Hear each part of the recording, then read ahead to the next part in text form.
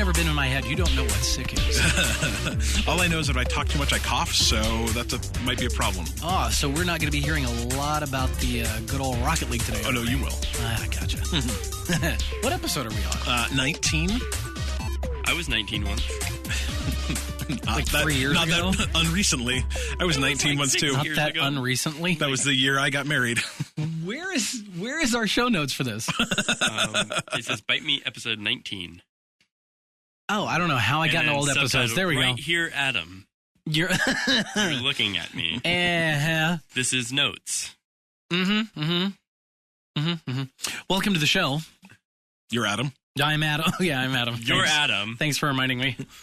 You're Dylan. And I'm Cliff? I don't know. Well, now that we figured that all out. Adam missed his cue. That's all right. I said I'm at... Oh, no, I didn't say you did. I said it. We're new. It's That's all right. Fine. Cool. Welcome to the show the day after we all went to Nintendo of America. Oh, my God. Had fun. It was like the best field trip ever. Right? It's amazing. I know. It's crazy living in Seattle how much stuff is here. Mm-hmm. You know, I mean, that we had to drive through the Microsoft campus to get to Nintendo is insane to me. I know, and I've got stopped by the Covenant, but we made it. Yeah. Oh, I'm not an Xbox guy. Is that Halo? Yeah. Ah, you knew it. I know that though. Yeah. Yeah. So if you didn't see the post on Facebook, we posted a picture of us out in front of the Nintendo of America. I'm guessing that's their headquarters here. That's the headquarters. And that's all you get. Yeah, that's all. That's the only picture we could take. Yeah, it was understandably so. Oh yeah, it's fair. But the things they've got in there, oh my God, it's amazing. Man, like their gift shop is like, I don't know, probably the size of a GameStop, wouldn't you say? Yeah, their employee store thing. Yeah. I guess it's not a gift shop. It's like a GameStop, but way better. Yeah, and it's all full of every Nintendo thing you could possibly ever imagine, and then a bunch of Nintendo things that I don't think I ever would have imagined.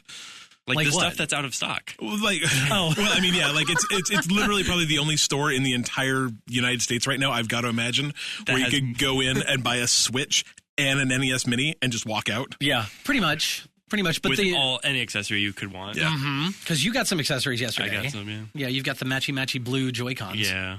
I didn't realize you could buy them like that. He bought two blue Joy-Cons, and then you could get you're going to get two red ones or neon pink ones or whatever that color is. They have the alternate. You can buy a set of random colors, which the girl at the store seemed to think the ones they sell, like the red and blue one you can buy, are opposite the ones that come packaged with the Switch, but that goes against the idea that you might get different left and right. And you can. The Switch is random.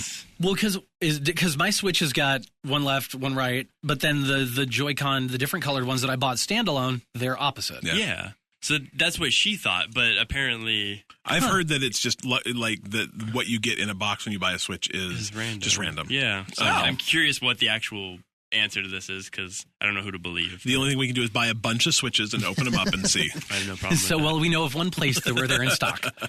But anyway, that was fun. Super fun. Did some shopping, and if you can see, one of my purchases is hanging on my wall in my studio. No one can see that, but Adam... Well, as you two can see. Adam just gestured towards...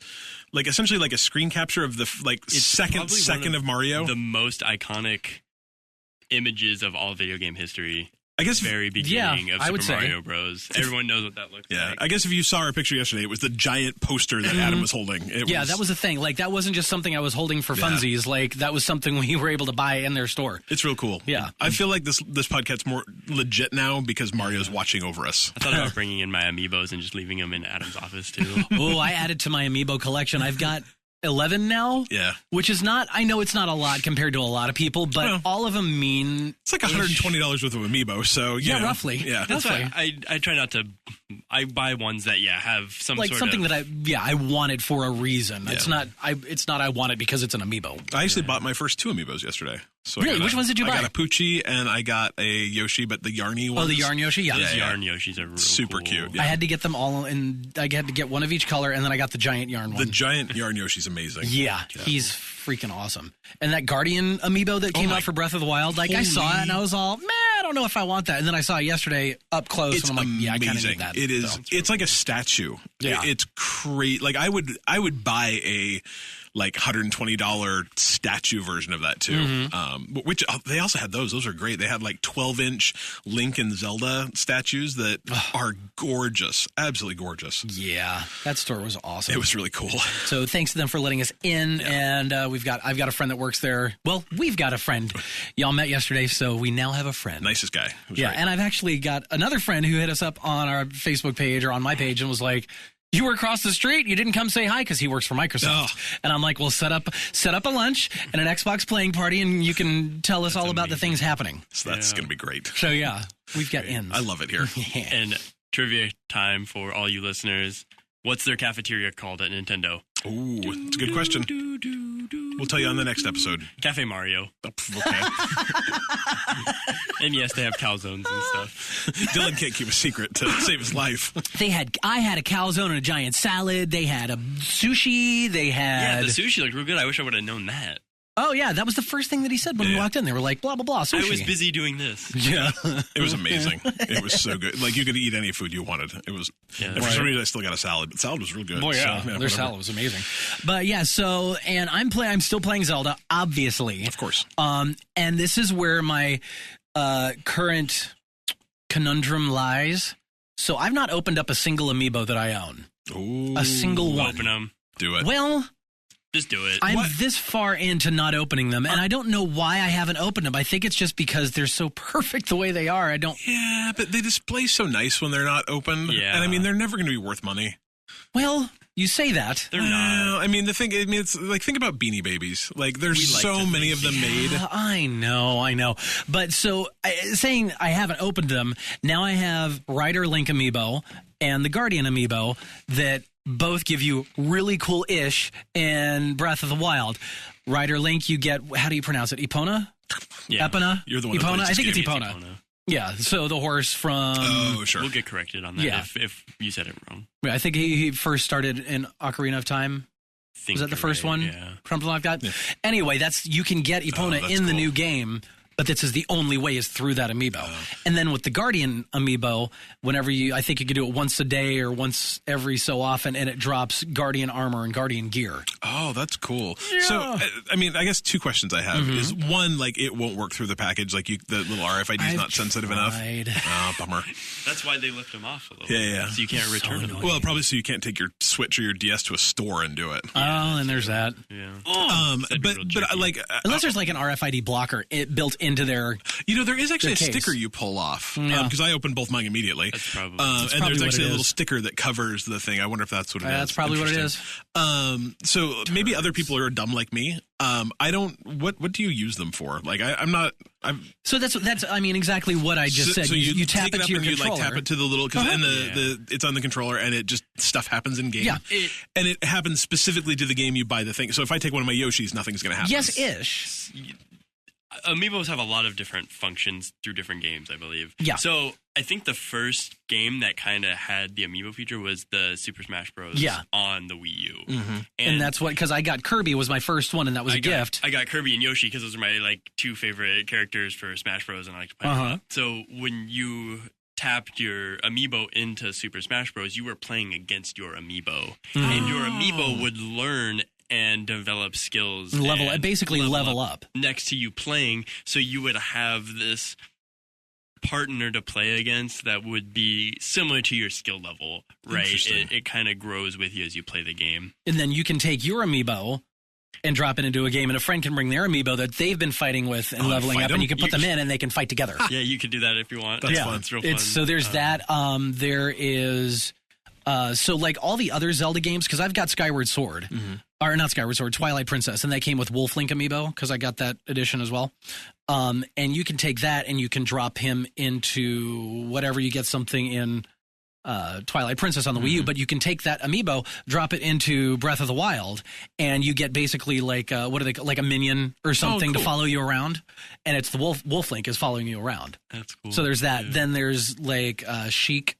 You can get stuff from her. What's that little hobgoblin called? The Bokoblin? Yeah. Yeah, so if you drop him, you get Bokoblin clubs and shields and arrows and stuff like that. And they had a cool. really cool one of those statues. Oh my God, it was probably, 4.5, 5 feet tall? Oh, yeah, tall and probably 8 feet It was wide, amazing. Like from they had, front to back. I think they were all their E3 things from last year because E3 hasn't happened this year. And so like literally all their stuff at E3 was just like hanging around like outside the lunchroom. There was just all these giant E3 Zelda. Yeah, we were just in the middle of Breath of the Wild. It was incredible. It was really cool. It was so hard not to take pictures. It was so hard not to take pictures in the store because I'm like, oh, this thing's real cool. I want to show this. Oh, I can't do that. Yeah. I can't imagine what would be the work there because they don't let their employees do it either. It's crazy. I don't. Yeah, that's crazy. Real weird. But anyway, we could talk about other things besides Nintendo. Yeah. So, but anyway, we're gonna come back to that quite a few times. Probably, so I'm still playing Zelda, and I still haven't opened my amiibos, but I might do that. Couple other games I actually played finally, other than Breath of the Wild. Played some Final Fantasy. Nice. That was okay. As an aside, if you're interested in Final Fantasy 14, they just lifted you used to be able to do it free for like 2 weeks or something. Free for 2 weeks. Well, they say free for 2 weeks, but I got a month worth of playtime when I first signed up for it. So, but yeah, now it's unlimited playtime up to level 35. Yes. So I gotta think that's at least a little bit of playing. Well, because I'm almost a month in, and I'm level 29, 30. Okay. So, yeah, I remember how long it took me to get to level 35 in WoW, and not that they're like the same thing, but I mean, you could have a lot of fun. Oh, it's funny because we'll get on Discord or whatever, and I'll go into the Final Fantasy room with my friends and Kevin, and all right, we're gonna do blah blah blah blah blah. Adam, what level are you? And or so and so, what level are you? 60. What level are you? 52. What level are you? 59. Adam, what level are you? 27. Well, okay. Well, we're going to go do this. And I'm like, okay, I'm going to go do this thing you go over play here. by yourself. Yeah. And I didn't. It was fine. It was fun. And then I also played Firewatch and Gone Home. Yes. So, because both highly recommended by you, Cliff. Yep. And also, everybody went nuts for them. So I finally got around to playing it. Firewatch, I really liked the aesthetic, the art style, the story they were telling. The art was gorgeous. Yeah. Oh, my God. The story they were telling, I liked the story. It started off real strong for me. And then all the interesting little twists that it took throughout and different scenarios that happened. It kind of creeped me out. Because I'm like, is this a supernatural goings-on? What's happening? Yeah. It's like the hardest game for us to talk because I beat it like 2 or 3 days before Adam. Right. And then I just played it through right after you both. Yeah, so like you beat it, then Dylan beat it, I beat it right before you. And it's so hard. Like maybe we'll do a spoiler cast on it or something where we can actually talk about the story.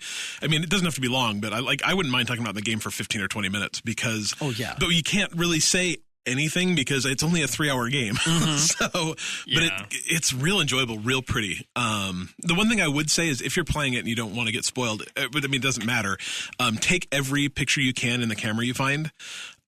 See, I didn't do that because I was like, either. maybe I need to save up for something. And that's the exact same thing I thought. Like, am I going to need some of these pictures at the end? And you don't.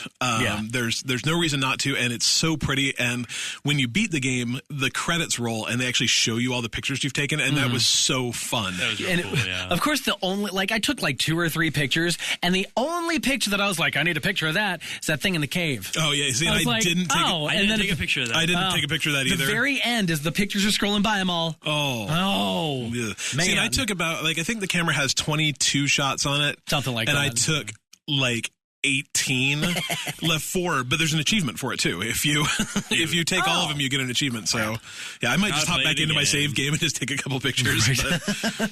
But there's also achievement. Adam got it. I didn't. Did you get the raccoon? So no, I did. There's an achievement for finding the raccoon. There's a turtle, and there's an achievement for finding a turtle, which I also didn't find. Much of anything really. Yeah, I got all the achievements I think except for 4, and it was the picture one, and the turtle one, and the raccoon one, and one other one that I don't remember.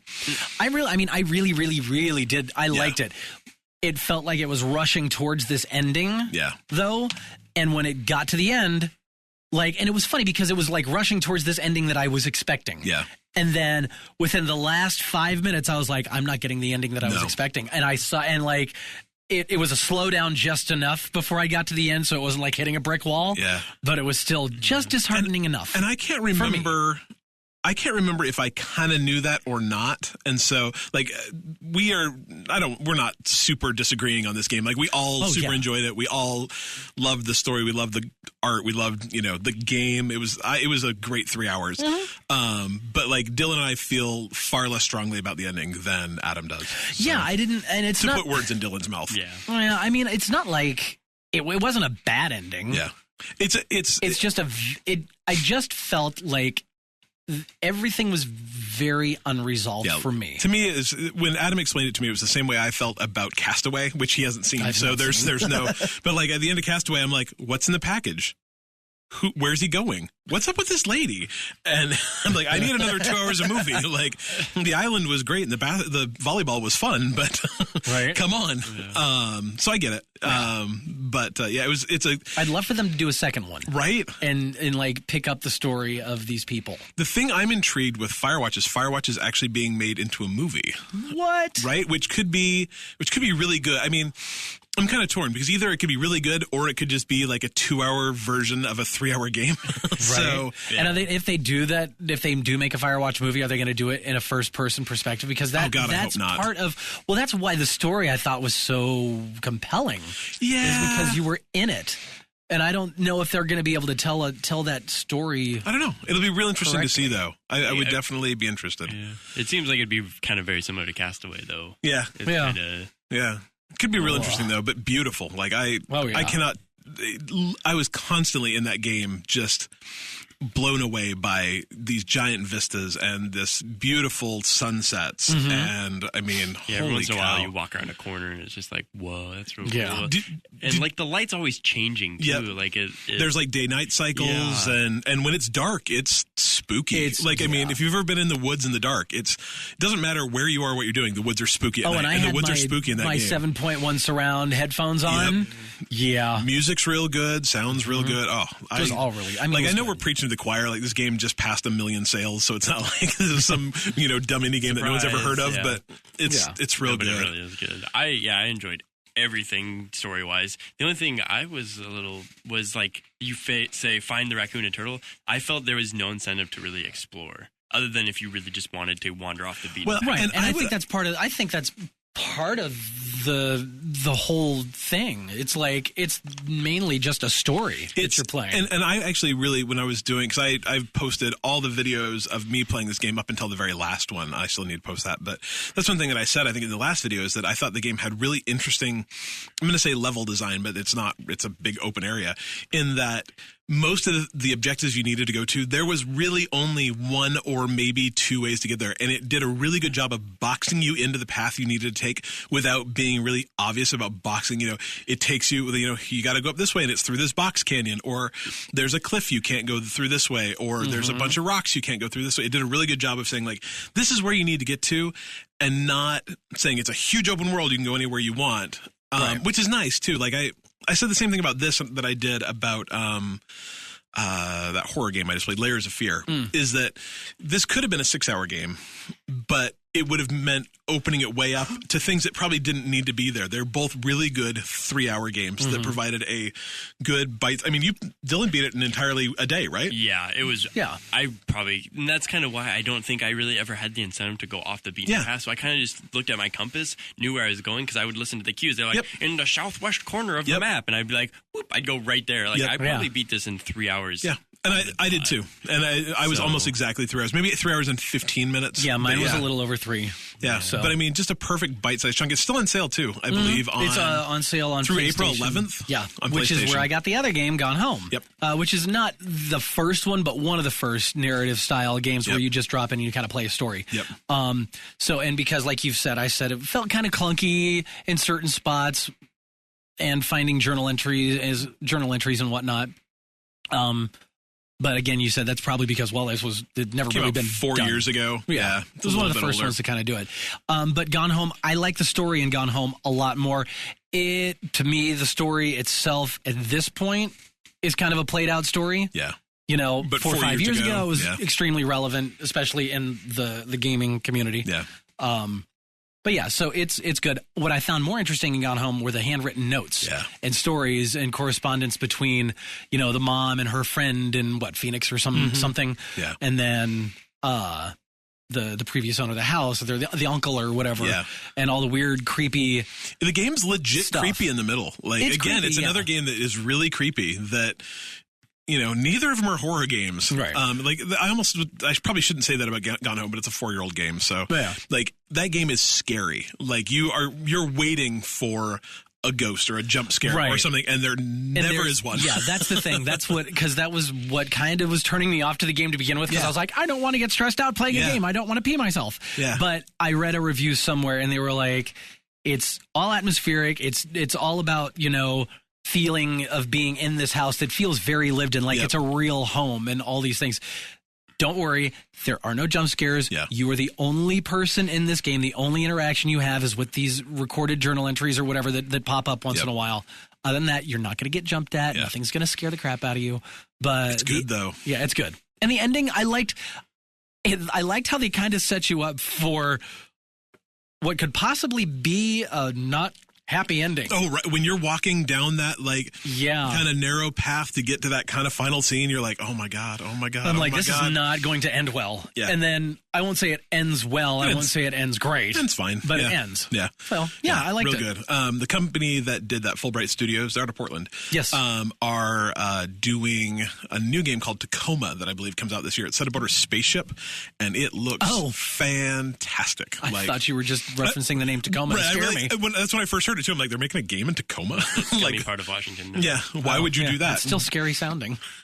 But it's beautiful looking, and it's supposed to be the same. It's a narrative adventure on a space station. Looks really, really good. So It's gonna be kind of like 2001-esque. yeah, I'm not You're alone 100. on a spaceship. Or I is it- think so. I think something's happened, and you have to read logs and kind of. I don't know. I'm so deep in narrative walking simulators right now that it's weird. It's all I've played lately. I'm in the middle of Oxenfree It's too. Mm-hmm. It's good. It's just another way to enjoy a story. So Yep. Do you want to talk about what you're playing, Dylan? yes. Yes. Well, I'll start with we got a new Overwatch character. She's been out for a little while now, but we hadn't had a chance to She talk just hit 'cause- the real live though last week, right? Yeah, I think she Been probably in the can be PTR for a used. couple weeks. Yeah, and then she was able to be used in quick play. I don't know if they've added her to ranked play yet. I haven't really been playing competitive. Yeah, I'm not sure. They give you a window so people aren't just coming in, picking the new character and just screwing their own team over. 'cause they Oh, don't, yeah, and then having your team just come down on you and call you maybe every this name. character's too broken, Yeah. and they're just way too good. Because I heard that she's gone through a couple iterations of how many rounds of ammunition she has before she reloads, and because she has a heavy machine gun type, so it shoots 200, 150. 150 now, Yeah. but it might have started at 250. It started and at got reeled back to 250, yeah. 200, and now it's 150, which is still a lot. But She can knock off 150 shots before having to reload? Yeah. Holy crap. So she's obviously a big tank character, kind of a centaur, a robotic centaur. So she's got 4 legs. Yeah. And it's really cool watching her move around. She looks real good on the maps. But this big bronze centaur with a big heavy machine gun, but she can throw out a shield similar to Reinhardt. Yep. Doesn't hold it in front of her, but she can deploy it. So you can throw it out ahead, you can throw it down in front. It works great in certain the bottlenecks of the map to give your team some cover. Has some really cool abilities. Shoots out a little orb that when you detonate it creates gravity. Anti-gravity? Or more gravity? It pulls the enemies towards that orb. So if you toss it Like a little to black a hole. couple of spreading enemies, it just pulls them all together, and then you use that 150 rounds to just pummel where your orb is, and you can get a lot of support fire down and kind of weaken the enemy team, so your DPS characters to kind of clean up. That's cool. Yeah, every week I keep thinking I need to get back into Overwatch, and every week it just never Every week quite I feel get like there. I should buy this game. Yeah, should. right? It's fun. It's a lot of fun. But I think she fits really well within the game. It's kind of what the game needed. It needed some more variety in the tank classes. She is very strong, it seems. I really enjoy playing her. The one thing she does lack is mobility abilities. So she doesn't have a dash. She doesn't have a teleport. She does not move quickly around the map. And actually, when she's firing her gun, she moves even slower.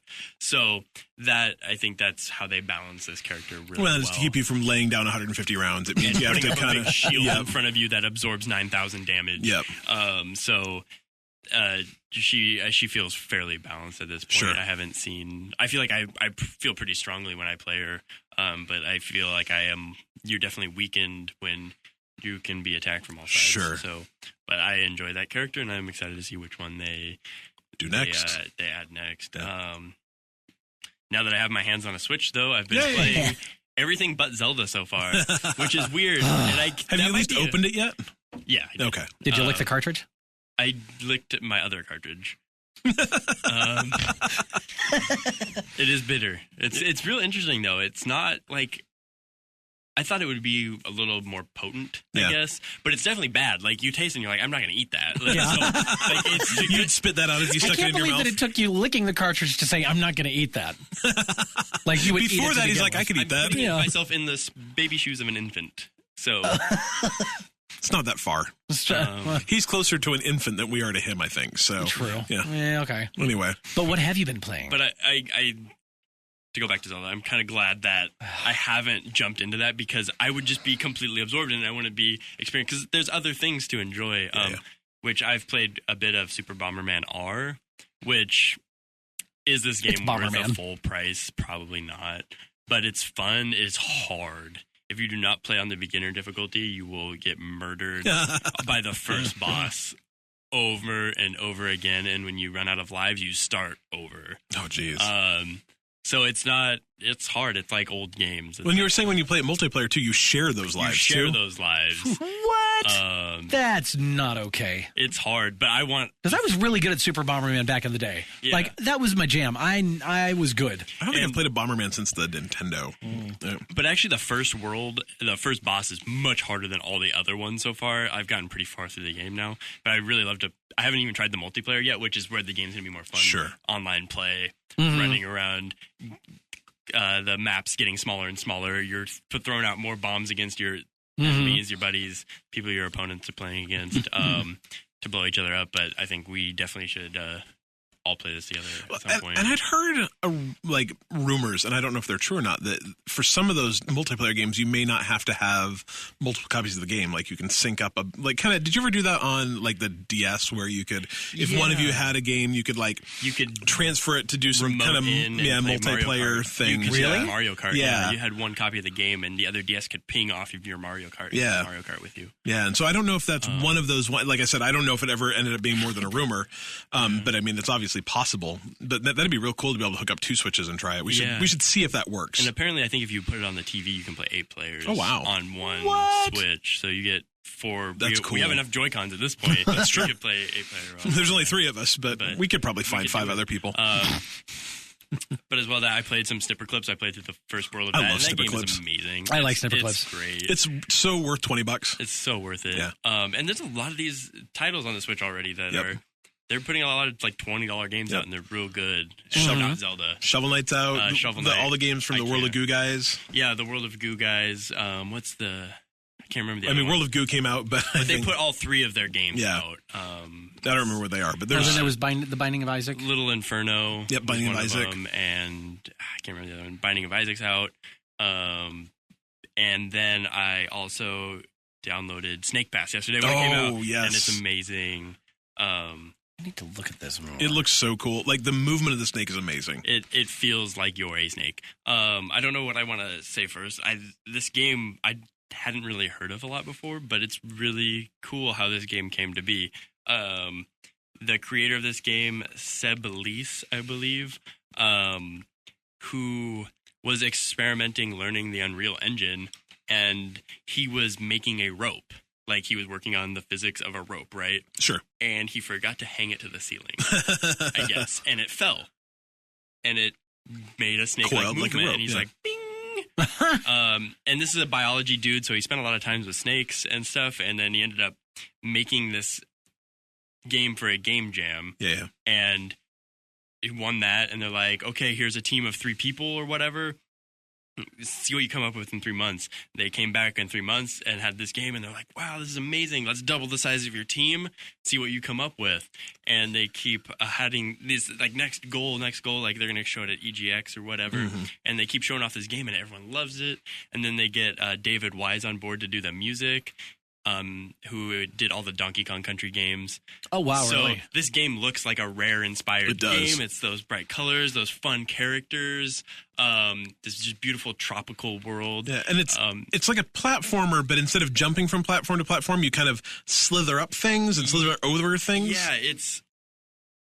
it's really weird because it totally feels just like a platformer, but it's not at all because it doesn't throw it throws all the conventional ideas of platforming out, like jumping platform to platform, but you're totally, like, there's all these different kind of ladders and things that you steer your snake body around and climb up, and so each level has like 3 gems that you collect that allows you to move on to the next level, but there's also little blue wisps and there's coins. The wisps are pretty easy to find. It's mostly just like find 20 things scattered around the level that help you just explore each stage. The gems are kind of like in the big 3 corners of the map. Climb to this high spot, get the gem. How big are these maps? I've played through the first 3 stages, and you probably spend maybe a half hour kind of exploring them. You can get through them, and the idea is that when you complete it, you can do a time trial to do it, and I get on the world leaderboards to see how fast you can slither through, it's very challenging. I'll get to that shortly. But the coins, after the gems, there's coins, which I was able to find all the wisps in all the levels so far and all the gems, but I was not able to get all the coins. They're a little harder to find. They're also harder to get to. They'll be hanging off this bamboo off the side of the map, so if you can't quite get a hold of what you're slithering on, you fall, you start back at the checkpoint. So those are harder, a little harder to get, and when your snake skills get a little better, snake skills, you'll be able to get it. But the controls are very challenging, especially to begin with, because you've never played anything like this before. Right. So you use, I gotta think real quick. So you use the left stick to move your head, left and right. So if you just try to go forward as a snake, you don't go anywhere, right? So you use the right trigger to accelerate your snake, right? But if you just point your head forward, you're going to go like this, and you're going to stop because that's not how a snake moves. You have to keep going left and right in a kind of a rhythm of a snake to keep your head going as you accelerate, and your body slithers and your tail follows behind you. That's amazing. So if you want to turn left, you kind of like leave it to the left a little longer, and you'll just snake your way around the map. And the levels do a really good job of putting like poles and things at the beginning, so you kind of learn to kind of snake your way between the poles, and then when you hit A, you lift your head. So when you come up to a step, you lift your head, and then you slither up on top of it. Okay. And then from there, you have these like jungle gyms up, so you gotta lift your head over one, and then drop your head, and then bring your head back up, but back towards yourself. So you bring it back up and around and over, and then you can use the left trigger to tighten your grip. So when you're trying to tightly spin yourself around something, you can hold on a little better, because you will find when the front half of your body starts getting over something, it starts to drag the other body down. And Noodle, the snake, his name is Noodle, he gets this distraught look on his face, like, I'm going to fall. So he does a good job at kind of like letting you know how you're doing in the game, and like when he's about to fall off something. And I guess at certain parts of the game there will be a little more treacherous obstacles, like spike pits and things. You can swim and stuff. But you can also, your friend Noodle, Doodle, the hummingbird, so it's Noodle and Doodle, he can lift your tail. Oh, nice. Cute. And kind of like help pick you up in certain spots when you call him, and to help out. Is it a game that, it sounds just like with a control scheme that it might be easier with and I know you don't have one, so this is kind of a theoretical thing, with a Pro controller than a Joy-Con? I'm not sure. Because I think like the Pro controller, I think is maybe for the more like Zelda type games, or the actiony, the ones that you need to feel like. It just seems like with this back and forth movement and pulling a trigger and then hitting A, like it seems like it might be. I did okay. I was just playing it handheld while watching something on TV. So I haven't played on the TV yet, but it felt pretty comfortable. It is it's real weird to get used to. Well, that's a control scheme that no one's ever done before. Yeah, it's real weird, and but you start to get good at it, and you're like, Sure. I'm moving. Oh, I can see the rhythm of that, definitely. I'm moving, and you got that soundtrack in the background, you got these jungle beats, and you're like slithering your way up something, and you're like, da-da-da, and there's no enemies or nothing, because that would really ruin this game, because there's no way you're So your enemies are really the platforms and the finding. It's really just... There's this disturbance in Haven Tor, I think is the world, and you're just exploring it and figuring out what's up and like returning these gems. Sounds great. It's $20. $20. Nice. Nintendo Switch, Xbox One, PS4, everything. It's just definitely a game I love having on the Switch because I'll definitely play this portable. when I get on the plane or I'm in the car as a co-pilot or something. So, I like it. Highly recommend it. It's not perfect. It has its own challenge, but I'd really love to see this game evolve into something more in the future. I've got some serious control problems driving. Like, I hate being a passenger in a car, but like the Switch might make me change my mind on that. Yeah, for sure. High quality games in the passenger seat. Good. So. It's good. Excellent. I played some games too. Yay. We've actually had a lot to talk about. Yeah, you this guys have week. been real busy. I like it. It's cool. I played Firewatch 2. It was great.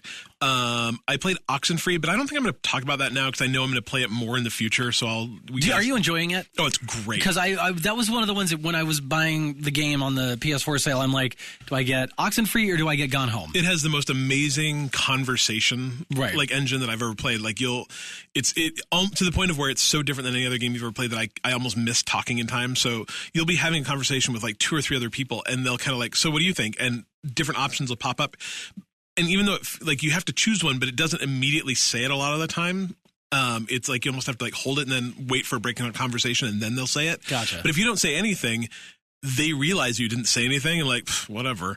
And like cool. But you can also kind of interrupt people sometimes, and like I started doing a let's play of it where I was going to do commentary, and the conversation is so dense in that game, like. There was nowhere for me to talk around it. But it's fun. It's set on like a haunted island kind of thing. Right. So I'm only maybe a half hour into it. So we'll talk more about that after that. Rocket League, new season's up. Yay, it's great. Drop Shot's super fun. One thing I did not talk about this, though, is there are Easter items. So between now and whenever Easter is in April, you can get... Is the ball egg-shaped? No, unfortunately. God, could you that would be terrible. Have you ever played with a square ball in that? I played hockey, and that was awful. Hockey's really fun once you get used to it, but it reacts so much differently. But you can play with the ball doesn't really bounce because it's not a ball. It just swips up on the sides. It's way different. Heavier. Oh, I would play that. I bet you. I feel like I would be really good at fun. that. That's an option? Yeah. Yeah. What? It's a mode. There's a basketball mode too. What? Yeah. The basketball mode's wicked hard unless you're really good at aerials. Say wicked hard. Wicked hard. That's the only way wicked to had. really... Yeah. It's wicked exactly. But drop shot mode, the new drop shot mode's really fun too. But these guys are all doing... I don't even know. Anyway, if you play with a square ball, it's crazy because the ball it's not a ball. Yeah, but it does that kind of like skippity roll. It's real hard.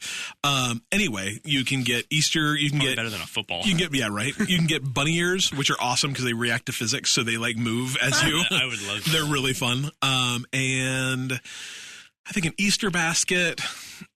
And something else. I know there's 3 of them. I've got all 3, but I don't remember the third one. Of course you do. So, yeah, right. They drop real. I got them all the first day I played, I think. So. Nice. So play Rocket League. Always play Rocket League. It's great. But what I'm going to talk about most is Thimbleweed Park, which is a new adventure game from Ron Gilbert, the guy who made Maniac Mansion and the Monkey Island games. Oh, yeah. It comes out... Well, so today's Wednesday. It comes out tomorrow, Thursday. So we can't actually launch this podcast until 9 because I'm going to talk about it, and it's embargoed until 9 o'clock tomorrow in the morning. If you grew up like I did in the 90s and played computer adventure games like Day of the Tentacle or Maniac Mansion or Full Throttle or any of those just LucasArts adventure games and enjoyed them, you will love everything about Thimbleweed Park. It's the most... Like it's such a throwback, and it plays just like them, and the humor is just like them, and the conversation is just like them, and the puzzle solving is just like them. And it's absolutely amazing. I've played it for, I'm going to say like 4 or 5 hours, and It is so funny and so like self-referential, and it immediately looks. I just saw some of the images. Yeah. Because this is a game I'm not going to play because those games are from a time that I did not completely. play games. I mean, but it immediately looks like X-Files or Twin Peaks or something. It is exactly. I mean, like the two. There's I think 6 playable characters. In the game. I've played as 4 of them so far, I think. And the first 2 you get are literally 2 FBI agents that don't sound anything like Mulder and Scully, but look exactly like Mulder and Scully, and they're there to solve this murder and something else. Like I don't know what it is yet, but you're in this weird like company town that made its fortune because a guy created a pillow factory there, but it's set in I think 1987. I want to say factory? A pillow factory, Okay. but he did it through all these weird like robotics that he made. They're all like tube based, so it like is a city that everything that is electronic is tube based. So, radio electronic tubes.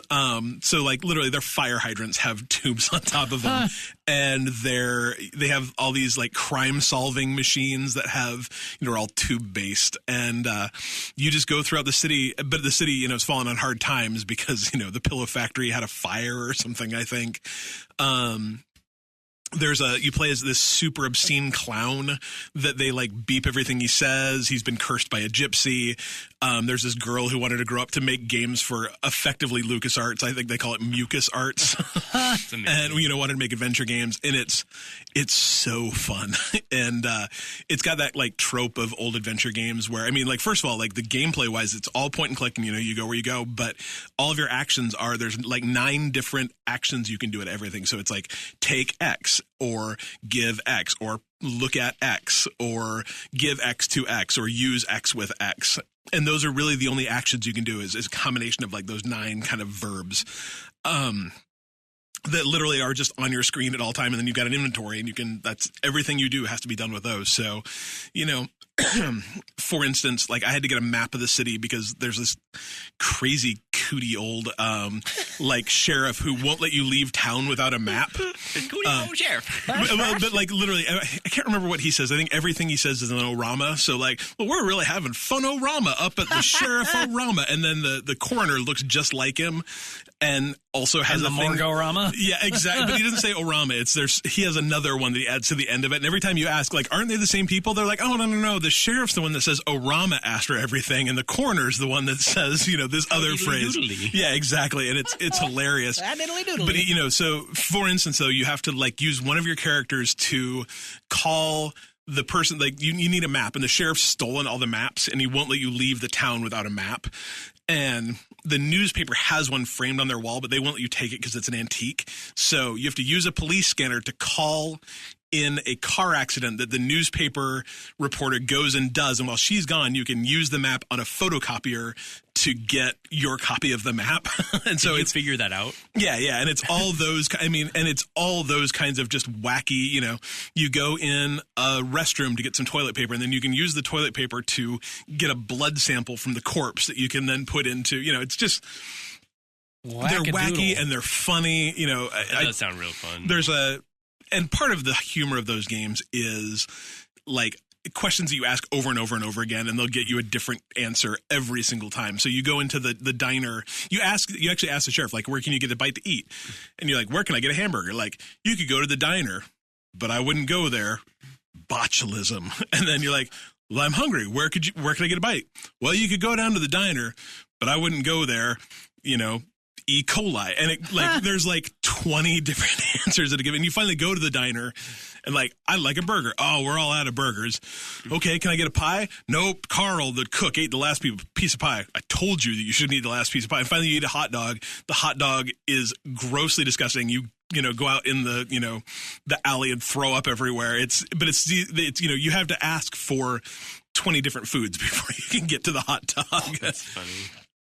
But you really, really, really, really have to like that kind of humor too. And you have to like solving like silly, obtuse puzzles. But man, if that was your jam, like literally from like 1992 to 1998 was probably like the golden age of those games, you will adore Thimbleweed Park. I cannot speak highly enough about it. I've been wanting to play it for, 7 or 8 months since I saw it at PAX West, and it has lived up to every expectation I have. So definitely do it. For some reason, one of the things you can also collect in the game, and I can't wait to find out why, is specks of dust. There's like these little teeny 1 pixel by 1 pixel specks of dust that you can collect everywhere. You can't do anything with them. You look at them, your character will just say, "Yep, those are my specks of dust." No idea. So anyway, interesting. Get Thimbleweed Park. Okay. So just real quick aside, my brother just messaged me on Facebook. He's been playing Zelda Breath of the Wild on the Wii U. Oh, yeah. And he's loving it. I didn't realize this about my brother. He's a huge Zelda fan. Anyway, he just messages me on Facebook. And for his job, he handles some clients and he drives them around and whatever. Anyway, he says, I was driving at work to another house and we passed this house with a circle of rocks in the front yard. And I thought, I wonder if there's a Korok in there. You'll understand that once you play more Zelda. I'll get it. You will. That's like the reason I could never. I can't wait to play it. Oh, it's great. That's why you should never get too far into GTA. Like every once in a while, you're like, I bet you I could jump off that. Wait. All of a sudden, things seem like a real good idea in the real world. So we've been talking about video games for 45 minutes now. Roughly. Shall we talk about more video games? Yeah, we'll talk about news. Video game news. Game news. Yeah. Telltale's new game is coming early in April. Or mid-April, the 18th of April, and it will be the first episode of Guardians of the Galaxy. Nice. So I think this is really exciting. I love Guardians of the Galaxy, which is weird because I kind of hate all Marvel movies. Really? I love Marvel movies. Terrible. You're dumb. For the most part. Guardians of the Galaxy was different. I liked it. I think it's mostly because I'm not familiar with Guardians of the Galaxy. Guardians of the Galaxy had a different soundtrack. It's the same Marvel movie, just with different characters and it did have an adorable raccoon. Way different characters. Well, though. The characters were much more interesting. Yes. I'm sorry, you can have your wrong opinion. It's fine. Captain America's not interesting. Which Captain America movies have you seen, though? Have you only seen the first one? Because the first one's terrible. The next two are amazing. The first one was okay. The second one, though, Winter Soldier, I was like... Oh, so good. Winter Soldier was basically a spy movie with superheroes. Yeah. And I don't, for whatever reason, I was not expecting to like that one as much. That one caught me by surprise. Anyway. Civil War was great. I don't know why they didn't just call it Avengers 3 or whatever, but so good. Thor is really not an interesting hero at all. Yeah, I'm not as big on the Thor movies. They're okay. Deadpool was dumb. Oh my. We need a new co-host. It was real bad. Like Deadpool? Oh my God, that was like the funniest movie I saw this year. Near unwatchable. I am shocked. That movie was hilarious. Absolutely hilarious. Anyway, you like Guardians of the Galaxy, so I guess you can like now. I like Telltale games, so... Oh, yeah. Perfect little marriage. But I also just thought I caught this on PlayStation Plus. They're going to be putting the season pass on sale. Oh, nice. For like $16. Very nice. To get everything. What? So rather than paying like the $25 or $30 that a normal Telltale series would cost, if you have a PlayStation, you have PlayStation Plus... Pay the $16 and just to get that out of the way because don't they normally charge like $5 or $6 an episode? $5 an episode, so yeah, it usually works. Either way, it's not that expensive of a game, regardless. No. But if you can save almost $10, why not? Yeah, and I think this one, I really look forward to this one. Again, it's going to be a little bit different than the other Telltale games. There have been little superhero. I love superheroes. Yeah, I love comics. Do you? I do. Well, in his defense, like the Marvel, the MCU, the Marvel Cinematic, like I get where they were going when they started, but it's become a very formulaic kind of thing. Like it's the same movie over and over again, just with different people. You're never going to be surprised leaving a Marvel movie. It's okay. Yeah. I was never a comic book person to begin with, so I don't know a lot of these backstories. So for a lot of it, these are my first time seeing a lot of these characters. Yeah. I know who they are.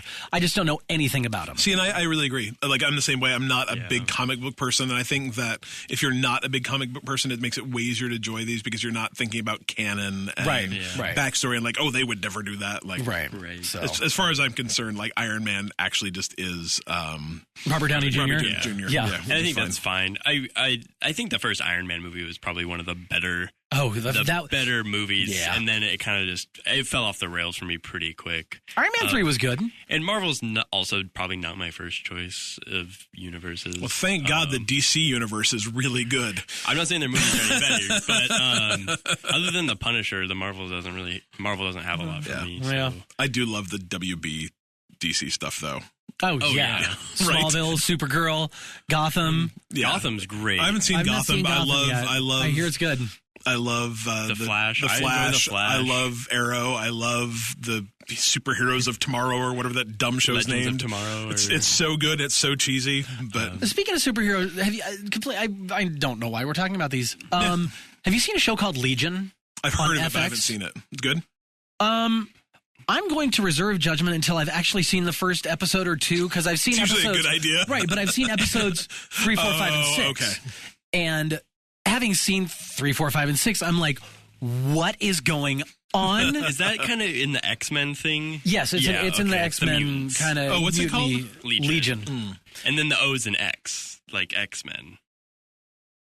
Yes. Like, Oh like yeah. the logo. I'm like, no, an O is an O, an X is an X, sir. No, but not anyway, tic-tac-toe, Adam. But yeah, check that show out Hugs and on. Kisses. Right, it's on FX, but you can stream it on Amazon, and I think maybe even the first season might even be on Netflix. I could Nice, be I'll wrong, check it but out.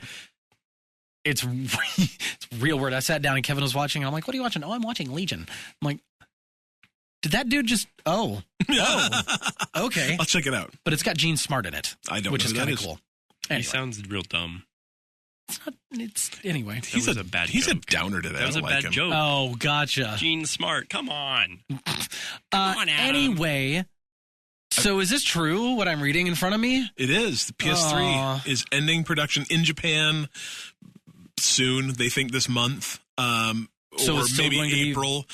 They will produced in the still have US? them for the U.S., but I can't imagine for very much. I mean, my assumption is that they are actually all made in Japan or China, and so like I can't imagine they're going to like make a bunch more for over here. I mean, the reality is the PS4 came out like what? 3 years ago, 4 Yeah. years ago. So this is a before. 10-year life cycle for the PS3. No, it'll be 3 years this year. Yeah. Something Either like way. that. It's 'Cause it about came out- 10 years yeah, for the PS3.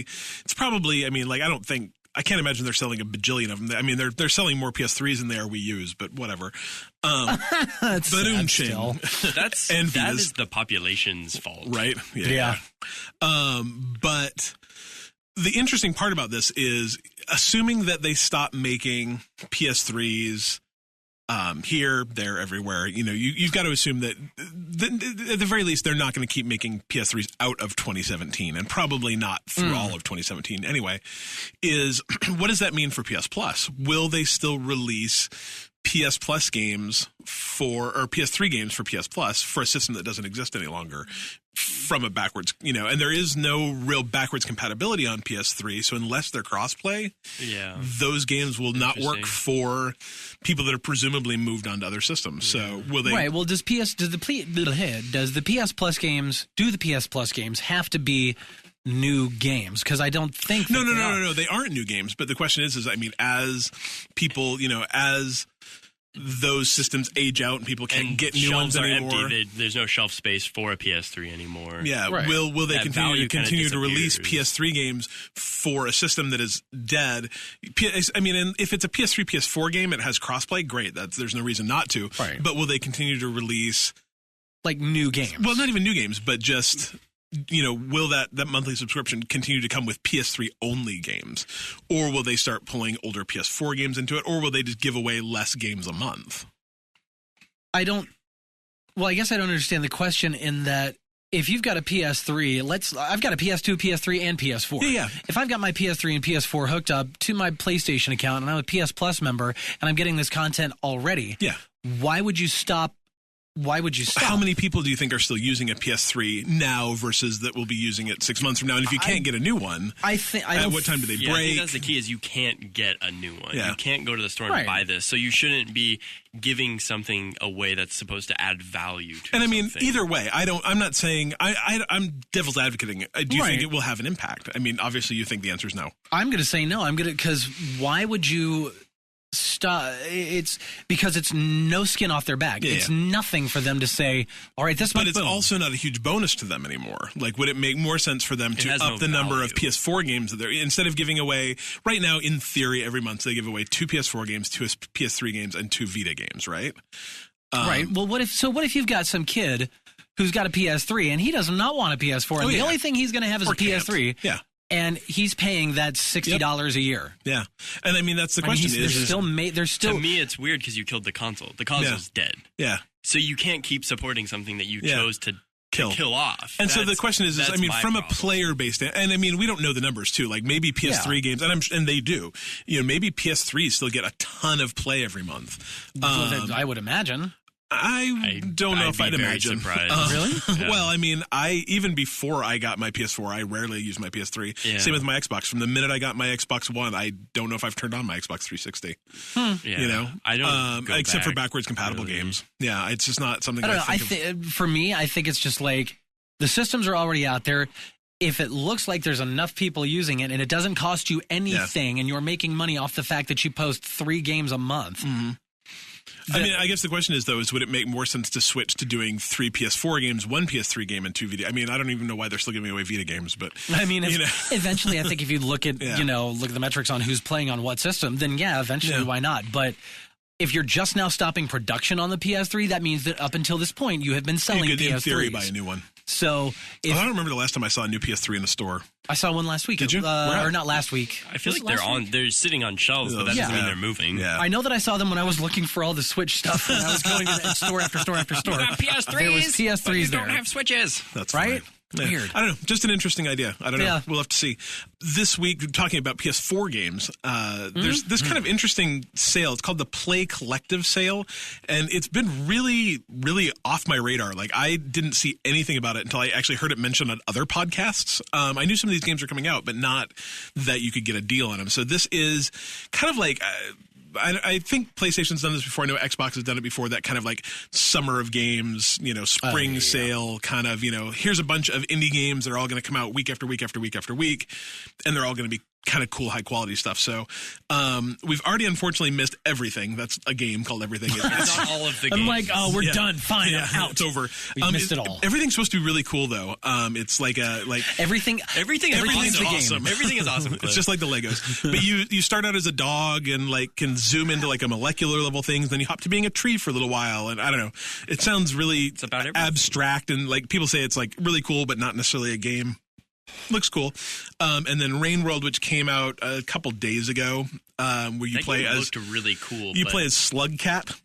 I don't know. And the reviews on it are literally everywhere. It's gotten everywhere from like a 50 to a 90, probably averaging in the mid 60s. And people say it's really fun and really pretty in a really dystopian kind of way, but that it is harder than anything you've ever played and super abstract. Like the gameplay, it's hard because they don't tell you how the game works and how saves work and how player lives work. And so is it bad because it's hard?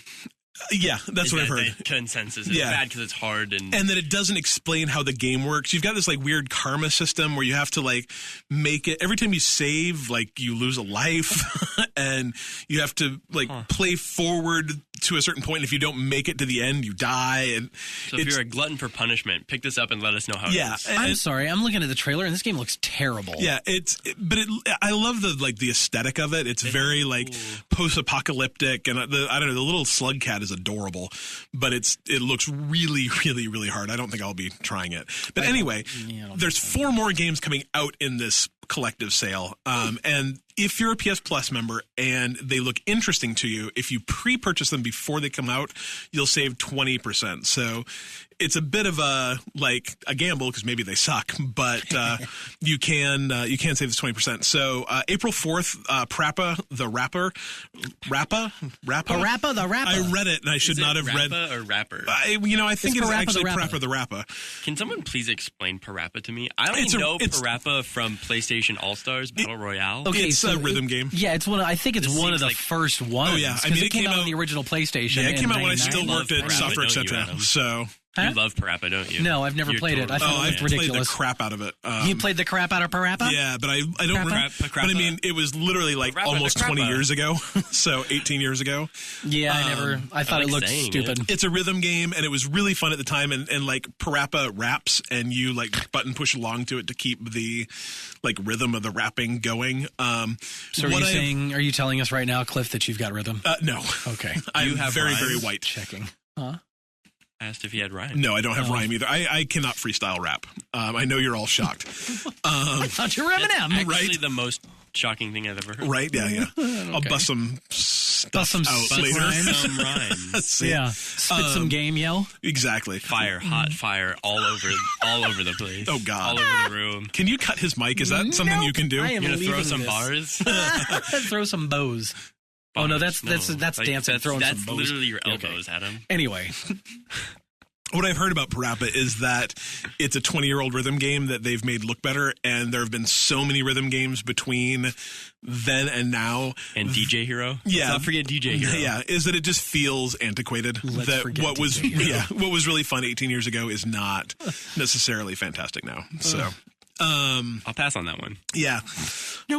After that is Cosmic Star Heroine, and this is made by the same guys that made Cthulhu Saves the World. That heroine has an E on the end. That is very, very important. Some real expensive heroin.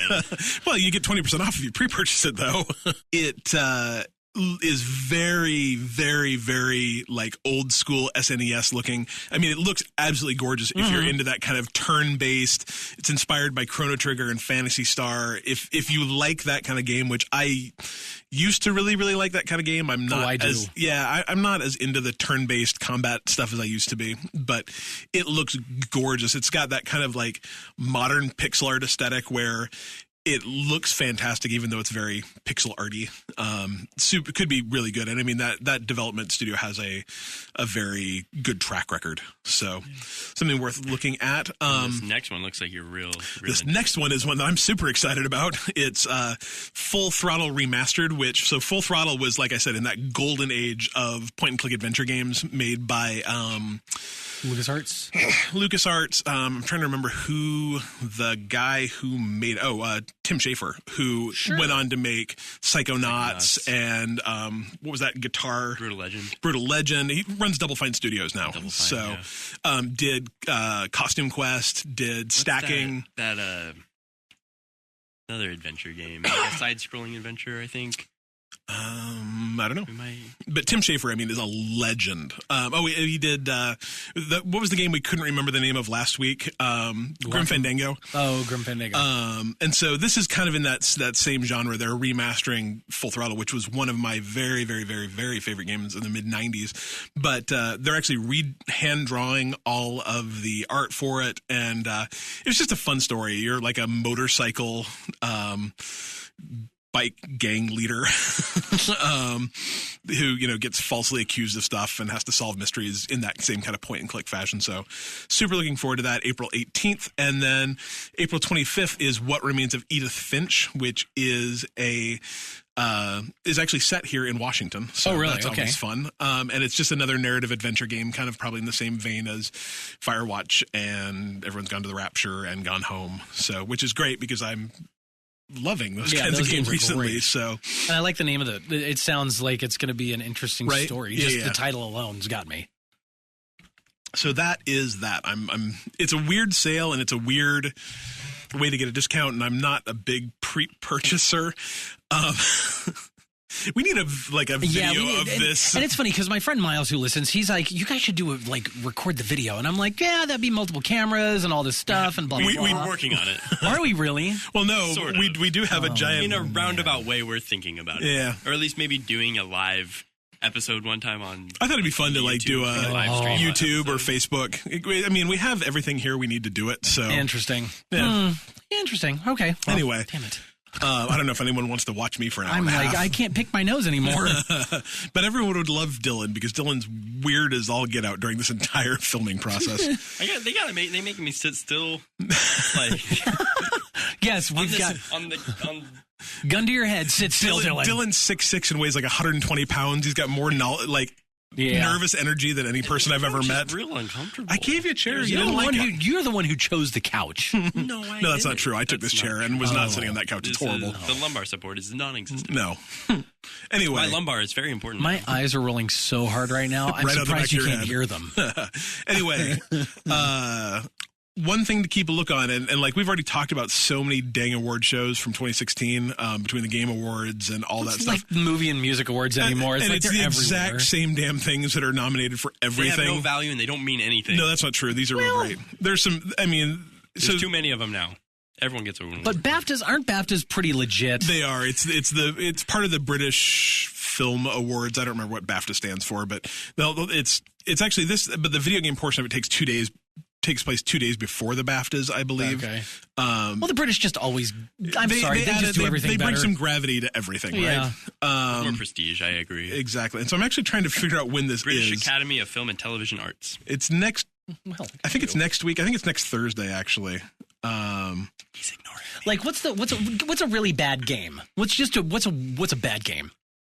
I usually don't play those. Okay, but if you played a bad game, what was it? Tetris. Okay. What? Tetris is awesome. Like, so say Tetris was a bad game. If the British are like, and the award for best game goes to Tetris, like, all of a sudden it's the best game ever. That's usually Australia that does that. That was the most amazing British accent ever. It was terrible. I know, but it doesn't it doesn't matter what games get nominated. Yeah. If it's a BAFTA or a British thing, they're all going to sound like really, really good. So this is April 6th, and just like we're not going to go through all the nominations, but there's some really good ones. I mean, like, I think every game we've loved in Inside 2016 was in there. Inside, Firewatch is all over the place. Dishonored, The Last Guardian, Uncharted 4. I mean, it's all the same stuff that was nominated for everything else. Doom and Battlefield 1. This time it just has an accent. Res Infinite. Yeah.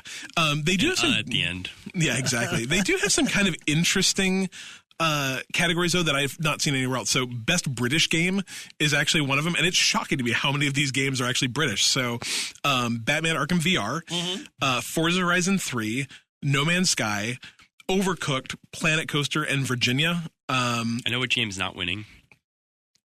Which one? No Man's Sky. Oh, come on. I wouldn't be shocked if they did, though, because the things they've done with that game in the last unless 6 it was months. like award for most improved game. Yeah. Well, I mean, there's that. A buddy of mine, Hans, was telling me today, literally, that he adores that game and that the patches have made it so much better. He says it's like one patch away from being almost perfect. So, well, when that patch comes out, you'll play it.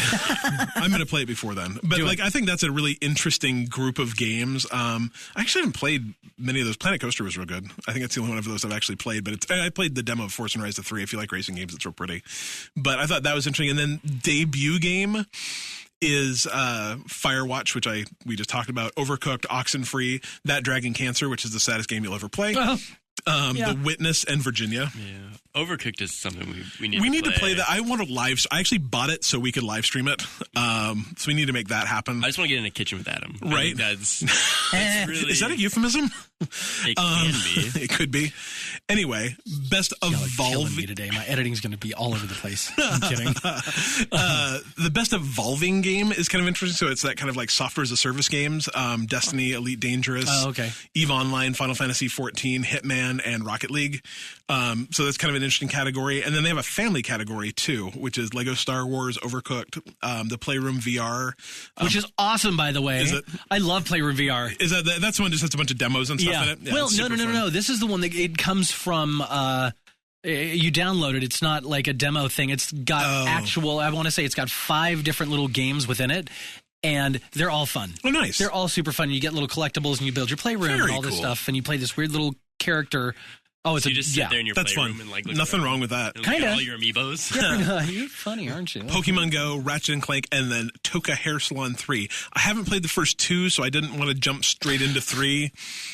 My phone just went off. My bad. It did. It's all right. Okay, Google. But besides that, just kind of the same. A lot of the same things you've seen everywhere else. You know, lots of Abzus, lots of Forzas, lots of Uncharted, lots of Doom, lots of Battlefield. Gotcha. Inside, Mafia 3. But it could be real fun to watch. I'll try, depending on what time they air. I don't know if those are like... They're like 9 hours ahead of us. Yeah. Or Dylan shaking his finger at me. Mafia 3. Yes. Which now has a playable demo. It does. Check it out if you've been interested in that. Yeah, because that's one of those games I really wanted because I loved the other Mafia games. I love gangster things. I like gangster games. I love gangster movies. I'm not a gangster. I was going to be like, you got that If you gangster saw me, lean. you wouldn't be surprised. It's Paradise. interesting too because it's set in the 60s. Yeah, in it's the like South. 60s New Orleans, right? Yeah, I think so. But I was really, really interested, but it came out to like really lukewarm reviews. Yep. Like, story is good, but it has you do a lot of unnecessary things, but there are crocodiles. So, Alligators, because it's the American South, they would be sorry, alligators. alligators. And it's New Orleans, not New Orleans. Come on. Yeah, Get with it. I'm not from there. Adam. Yeah, I'm not from What there about- either, and I still know how to say it You're right. But you closer, lived there. though. Yeah, it's fine. You've All right. been there. Yeah, yeah. I've been never. there. I've Anyway, been to New Orleans Square in Disneyland. Does that count? Yes. Yes. Yes, it does. Who are you people? I've eaten gumbo. I've done 8. Is gumbo a thing down Yeah, there? I like love gumbo a lot. Yeah, me too. Gumbo's real good. I've eaten it at Is Disneyland. gumbo a thing? No, am I geographically correct? Oh, on yes, yes, gumbo? you are. Yes. Yeah. No, gumbo's Thank you. entirely Like the made up. whiteness is kicking up in y'all real hard right now. Anyway, Anyway, you can play the first act for Mafia 3 for free. which is something I'm definitely Yeah. going to do because I want to know if this game is now worth the probably $20 that you can get it for now. I agree. So I think I waited just long enough to invest my time, and I'll play like a fifth of the $20. game for free, and then I will probably end up spending $20 because I think this story will probably get me because it sounds awesome, and Yeah. I really want to feed some baddies to some alligators. Yeah. Wait, you're the bad guys in that game. Are you the bad guys or the good guys? Well, that's the thing. That's why I like gangster movies because, like, So you're not actually feeding baddies. You're actually feeding goodies to it, or maybe other baddies. I'm very that's- confused. That's what's good is there's that. There's that blurred mystery, line. Like, that blurred You're feeding line. Like, folk to alligator. The Godfather isn't a good guy, But you're Wait, pulling what? for him? he's a bad guy. He does bad illegal things, but he's all about his family, and he's doing it for the better. No, he's good doing of it his for money. family. Come on, let's be Well, honest. yeah, money and family. But Yeah. he's getting the money to take care of his family. There it is. So that's where the ethics and morality come into play, and that's why they're so I'm interesting. not sure you know what ethics and morality mean. Well, that's the ethical question is like, is it okay if you're stealing for good? No. right? Exactly. that's the problem. But they always Okay. they seem to think that way. All right. Like, Either way, I want to play the game. I do not deal drugs to support my family. Liar. But some people do, and they think that that's. Yeah, I guess there's a morality there. True. Anyway, So explain to me the next thing, how these work, because I've never been a part of one. well, I've invited you to both of them. Oh, so. have you? One of them Okay. you're not going to get. One of them I'm not going to get. And- Oh, no, I guess I could because of my computer. Yeah. So literally, I just kind of want to bring it up because I'm still kind of unsure of how this is going to work out too. But people have been interested. They've asked, do you guys have an Xbox community? Do you have, or I'm sorry, it's an Xbox club and a PlayStation community. And the answer is yes. we do now. And literally, you just have to go to whichever of those you like, or both of them if you wish, and search for Bite Me Podcast, and it'll pull us up, and you can join. On the PlayStation, I believe you can just join. On the Xbox, I think you have to ask to be invited, and I will say yes. Unless you're a jerk. Yeah, but I Or a won't. troll. I won't know that at first. We'll kick you later. If you're a jerk troll, though, come on in. You're good. But the whole idea of these kind of clubs or communities is just like, hey, you guys listen to this podcast, come and talk to us, and we will hang out there. We'll talk back to you. It's like, I mean, it's essentially Facebook, but just in another place. Right. But the idea is, we'll be able to share links and chat and, eventually hopefully find some people with similar likes and, maybe we can get some, there was a guy, and I wish I remember your name. I'm sorry. There's a guy who on liked there Overwatch. who likes playing Overwatch a lot. So So- I'm hoping maybe we can get some Overwatch players together. Yeah, get some Overwatch together or some Rocket League stuff together, that'd be a or lot just of fun. come hang out, talk about video games. And get some input on the game as we're playing it, kind of Yeah. thing. It's honestly a little confusing, and it unfortunately does not work terrific from a web browser, which is where I am most of the day. But there are apps for both of these two. There's actually a PlayStation community app you can get, or you can just get the Xbox app and Xbox I'm app. glad the Xbox app is just the Xbox app. Right, and it has a community or club tab. Just So go right into my PlayStation app right here. right there, but it's different. It's actually There's the PlayStation community community app, app. so it's a separate app. Separate app. Is it really? Yeah. But so we are learning this. So let's learn. Be together. gentle. Let's figure out how this is supposed to work and how we can best And use Xbox it. has all their stuff all in one. Yeah. Man, Sony, come on, get with it. Yeah, but either way, come hang out with us. Both of these have a handful of members. I think the Xbox one, we've had it for about 2 weeks longer, has like 10 or 12 people in it. Yeah, and that's enough to play a game. Yeah, so let's do it. come check it out. Next question. We missed Vinnie last week because he was busy. I was going to say, we didn't miss him. He missed us. That's okay. Get it together, Vinnie. The train never stops. He felt real bad about it, if that helps. We're kidding. It's fine. Yeah. Life happens. He's like, when you record, I'm like, sometime between Monday and Thursday. It just kind of depends on the week. So sometimes things happen and they... So anyway, his question for this week is, who is your favorite villain in any video game and why? What makes them so great to you? I mean... Don't do that. I mean, what? I mean... Oh, the Jeopardy his song? little Jeopardy theme. He's not mean. Yeah. No, you're very nice. I don't know. Like, I don't know if I would have a favorite. Like, would you say favorite or most memorable? Yeah, I think either one would be all right. Make a good argument for either, and I'll accept your answer. I'll allow it. I don't know. I'll for whatever reason, one of my favorite games, and I think it's just because of the game itself, it kind of started or built off of the whole Super Metroid style, was Castlevania Symphony of the Night. I love that game, and I could play that game. I would love to. I'd play it once a year if I could, just to play through it. And you can. I can. I've got it. Is that Dracula? Yeah, it's Dracula. I've never played those. So. Oh, they're so good, and you play his son Alucard. And it's cool just name. It's Dracula backwards. I'm gonna name my firstborn that. Yeah, that's his thing. You're gonna name your kid Alucard? My firstborn, yeah.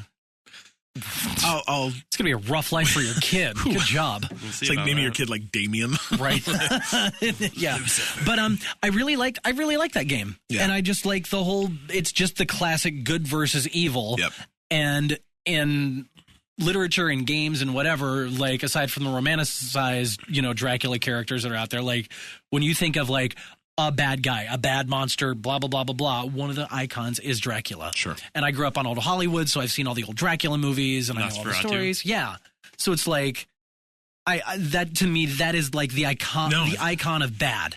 And it is literally real bad. And when it's that game in particular, which was just so perfect. Yeah. I remember playing it the first time, and I just thought it was the one guitar, like the hard rock and guitar music in the scene where you're going over through these towers. I thought it was just the best thing I'd ever seen. I loved like getting all the cool weapons in that too, like that awesome Morning Star. And and you can get, if you go back out of the castle from where you go in, and you can climb all the way up, you can end up getting 202% nice of the castle, because you can get 100% when it's right side up, and then if you get the right ending, it flips upside down and you go through everything again. Very backwards, cool. upside down. That's bananas. Yeah. That's real And this cool. was what, 97, 98 when that came out? That's so really yeah. ahead of the curve. Love That's a good answer, Adam. Such I'll a good allow game. it. I'll Thank allow you. it. Thank you, How sir. about you, Dylan? I think I'm going to touch on a couple, and then I'll go into, I think, my pick. So obviously Bowser is just so iconic, and it's hard not to just say Bowser. Yeah. But or Ganon. Yeah, exactly. All those like old, like the original Nintendo, like the League of Extraordinary Nintendo Villains. I think it would be the greatest. TM. Could we get Sean Connery back for that? But Bowser particularly, I think, because I gravitated more towards Mario than towards Zelda or some of the other games usually. But I mean, he's at the end of every. Yep. I mean, every castle keeps taking that girl to another castle. Yeah, N64.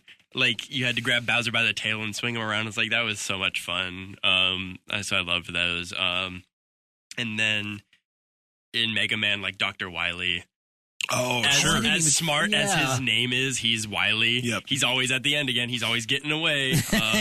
He helped create Mega Man, and now Mega Man's always the one foiling his plans. So that's another one that comes to mind. But to give the most quality answer, I'm going to go with Lance Vance from Grand Theft Auto Vice City because I think this was just a huge point in storytelling in video games and stuff. So the game starts out, Tommy Vercetti is the main character you play as, and you're out of prison in normal Grand Theft Auto fashion, right?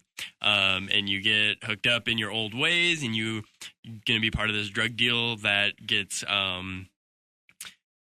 ambushed, right? And a bunch of people die, and one of those is Victor Vance, who is Lance's brother. Ruh-roh. And Lance, and you aren't, at this point, the deal was between you and Lance, I believe, but now you both got ambushed, but it wasn't the other, one of the other, if like people on all sides are dying. It's like some outside party was ambushing you, and so you and Lance team up to figure out who did it, who killed his brother, right? And you eventually find out, I think it's Ricardo Diaz, the Cuban gang leader in Vice City, right? But through all this, like, taking over them, taking all over their assets, and things start, like, the tensions build, and then Lance eventually betrays you, right? And goes with the Forelli crime family, teams up there, and then ends up being this bad guy that you got so close with, though. He was like your buddy. Like, you did everything together. You made all this money. You, like, took over Vice City, and then he turns on you. And then in Scarface fashion, big shootout in the mansion, you end up, I mean, just killing everybody. But, oh, God. To me, he was just, I mean, he was your secondary, like, antagonist buddy in that game, but he turns on you and becomes, like, the second main villain of that game. So just great storytelling in that game. Brings you in real close with this character who ends up basically being your brother, but is so, like, it gets you when he turns on you. And I you gonna cry? I remember that. You gonna cry a bit?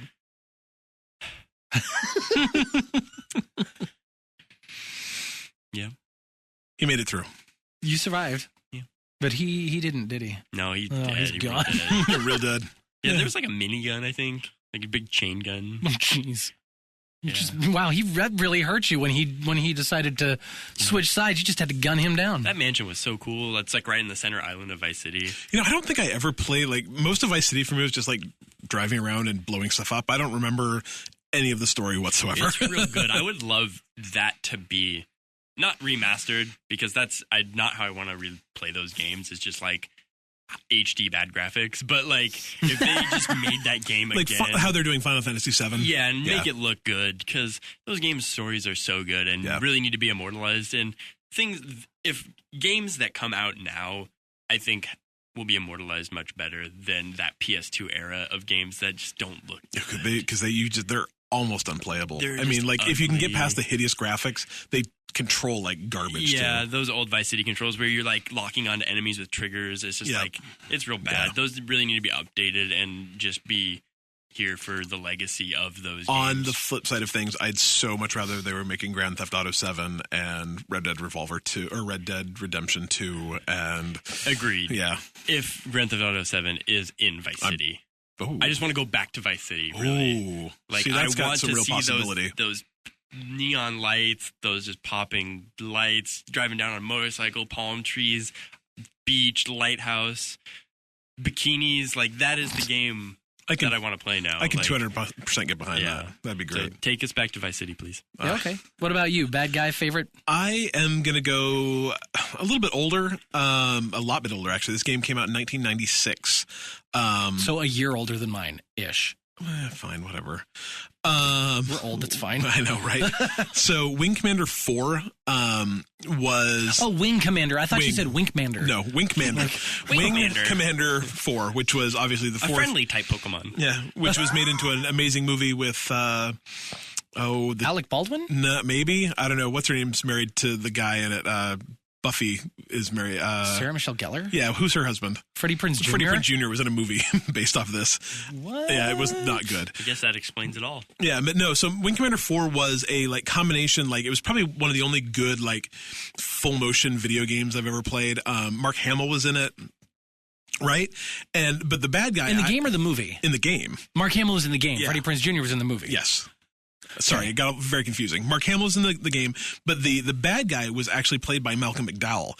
What? And he was evil. That dude is evil. Yeah, right. But just terrific. And I honestly don't remember like super details of it, but I remember playing that game. And like, first of all, it was so good. Like that kind of like one of the very first games that I was like, oh, games is art kind of, you know, and it probably isn't. Like, I mean, if you play it now, it's probably horrible. You're like, I mean, it's a toddler's painting. It may have been horrible then too, but I just remember playing that game and there's so much player choice. And it was one of the like the very first games where I remember playing where you had to make the decision to do this or do this. And depending on which choice you made, one of your good friends died. Oy. And just, you know, but he was so bad in that game, and like you just hated him. And as I recall, very like treacherous and like, you know, pretending to, you know, like betraying people. And Malcolm McDowell is, I mean, he's a great actor and was so evil in that game. So his name in it was, I'd look it up on Wikipedia because I do not remember, and now I have lost it. Bad guy McFire. Admiral Jeffrey Tolwyn, and he sounds evil. Right?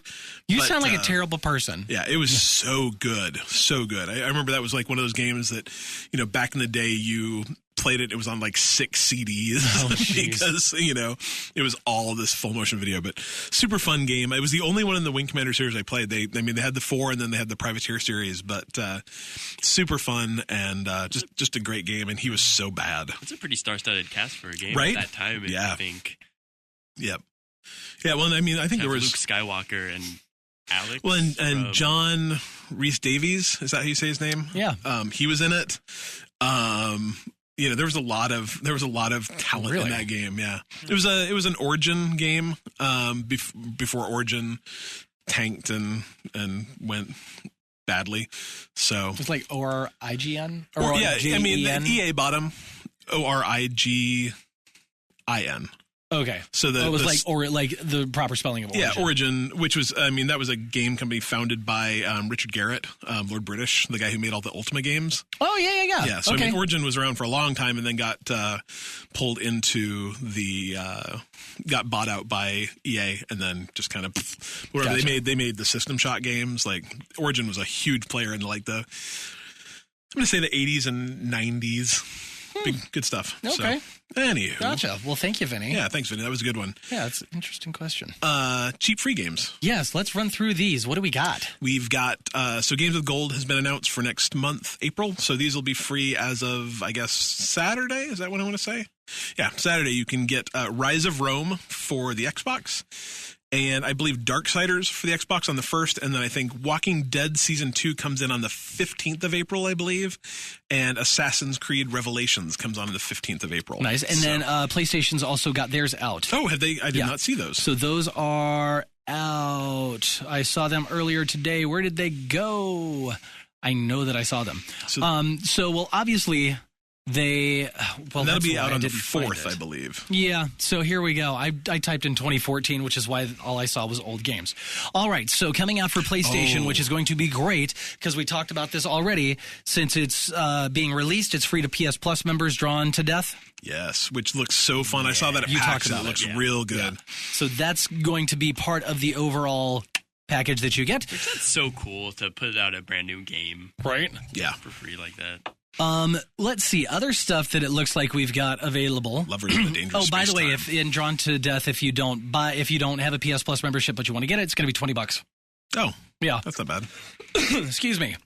And Lovers in the Dangerous Space Time. Yeah, which was free on Xbox 2 or 3 months ago. That game is so dang fun. Is it fun? Oh yeah, okay. It's the perfect like multiplayer game to play with your friends if you want your friends to hate you. It's really good.